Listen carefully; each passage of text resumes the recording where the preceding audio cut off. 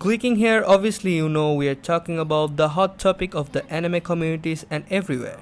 The girl from High School Girl under a telephone pole.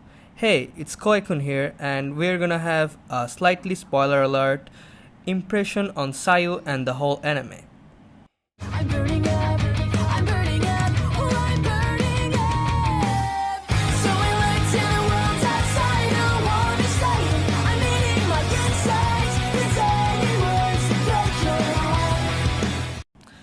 The anime starts like this: a salaryman invites his colleague to a dinner, then asks her out, and the girl declines because she has a boyfriend who she has been dating for 5 years. Later that night, the guy keeps drinking in a Japanese restaurant and complains about how the girl didn't say anything to anyone to his best friend or his colleague, who also works at the same place. Later, when he goes home alone, finds a girl who was sitting beside a telephone pole in her high school uniform. He then yells at her and tells her to go home, but she says she can't and offers her body in exchange of staying in his house. The guy declines but lets her stay in the house. Later, he gets to know about how she has been living in other guy's house for 6 months in exchange of having sex, and that's where the guy says there were better ways like doing part-time jobs to live.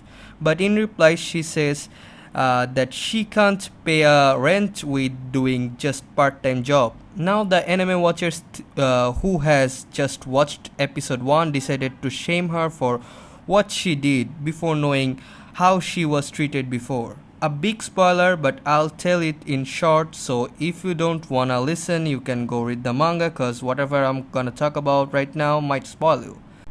So, the reason why she chose this path wasn't because of her own will, it was the adults. Like, her parents didn't really take care of her. Her father raped her and her mother abused her many times.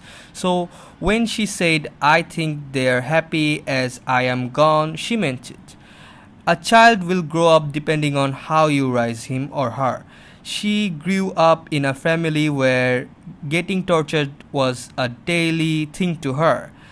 And our society is something where you don't really see something really good happen all the time. Basically, this girl's story is just 177013, that in hentai code ripoff, and the light version. So before judging, you have to think about she's just a kid.